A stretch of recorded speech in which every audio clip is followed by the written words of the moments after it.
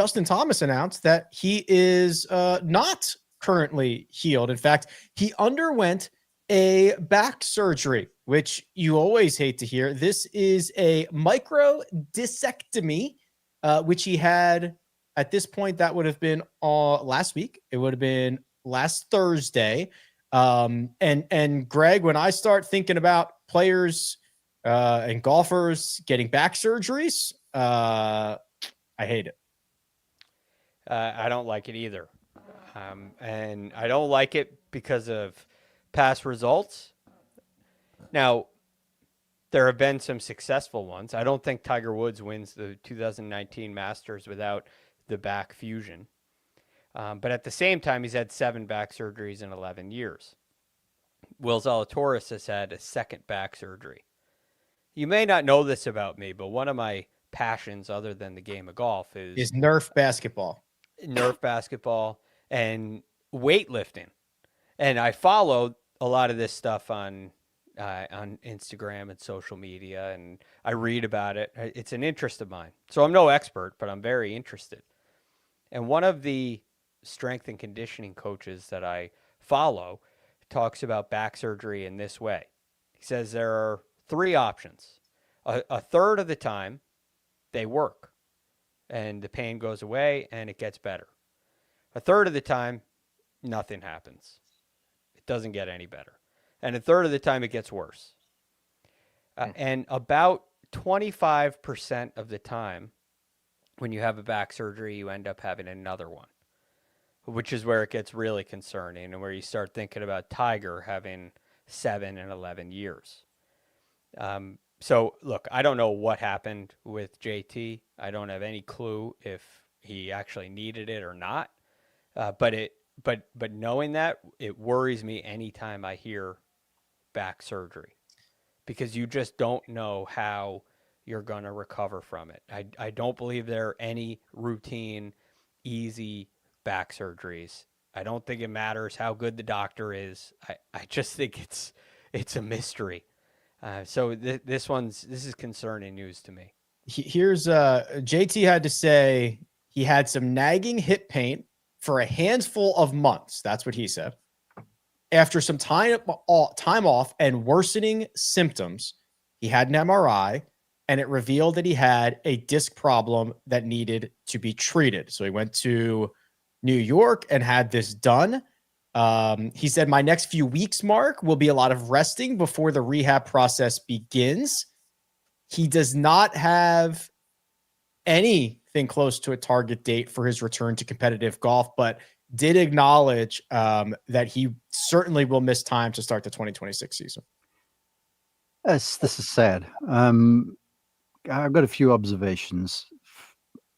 First off, seriously, you look at the technique of the golf swing, a lot of side bend through contact, a lot of pushing up the pelvis into the spine with the upper body sort of tilted over to the right-hand side. That is a lot of torque on the lower back. And so I can see how in a similar sort of a Will Zalatoris kind of a vein, where you're putting a whole lot of stress when you're going at these guys' speeds on an area where it's just knuckles upon discs and stuff. And when you continue to bend your back in one way, some sort of a bulging disc is almost a guarantee, I hate to say.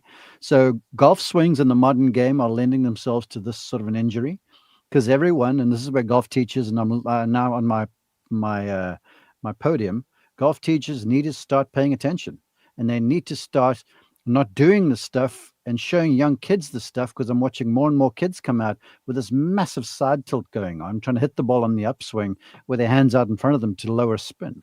So it's kind of the nature of the beast right now. And the end of this road are a lot of lower back injuries. And when JT started using a longer driver for more speed, because you get these guys out there that hit a mile, and then data people are saying, well, the longer you hit it, the better you're going to be. So everyone's going to do it. And this, sadly, is the shadow side of that argument. So people need to be a little careful. Okay, that's the coach in me that I've had my say so. This is awfully, and I was almost, when Greg shared the statistics and the data on the stuff, I was like, oh, this is just not good.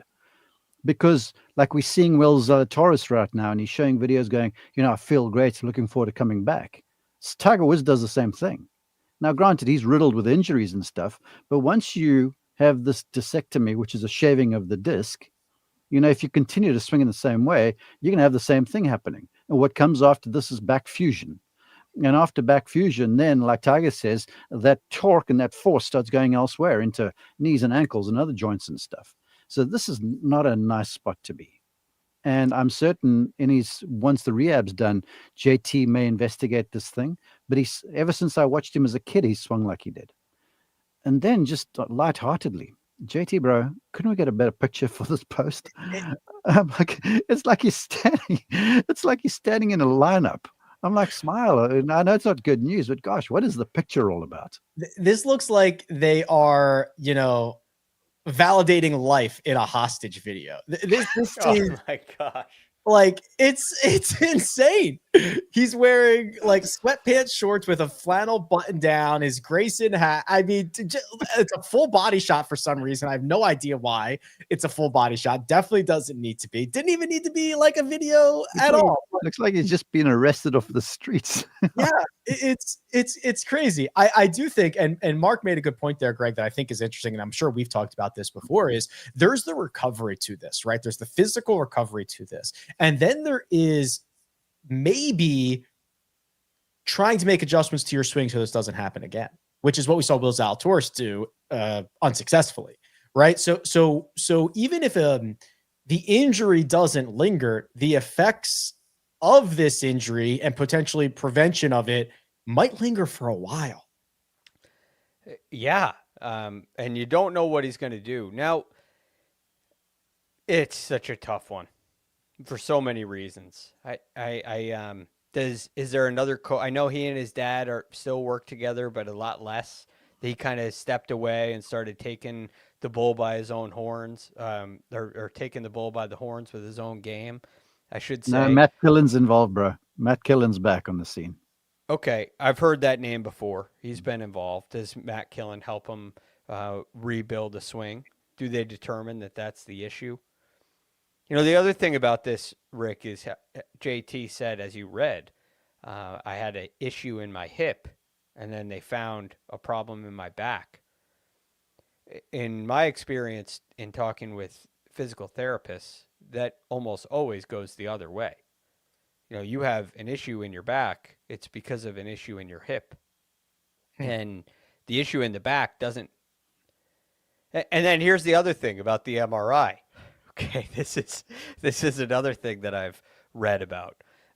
Every human body over the age of 30 will have in an MRI an issue in the back that will show up. And if you don't know what the pain is, there's a reason to operate on every back. Sometimes it's painful, sometimes it's not. So I have a lot of questions about the process of this. I don't know anything about it. They could be spot on, and it could heal everything, and that would be great. But it doesn't seem, based on everything that I've read and have heard from people way smarter than me, it doesn't seem like great news. Yeah, and then and what Mark was saying, if you don't change your swing, it's going to happen again. So now those lingering effects are either going to be more injury or, a swing change. You don't know how that's going to go either. Yeah, it's I don't want to say it's a disease in our game, but you got to create leverage in a certain way. And the golf swing, as you well know, Greg, it's a complete body motion. And if you a lot of tilting this way and rotating open, and the modern day swing has the face more shut to lower spin, and so you got to rotate and tilt hard to elevate the golf ball.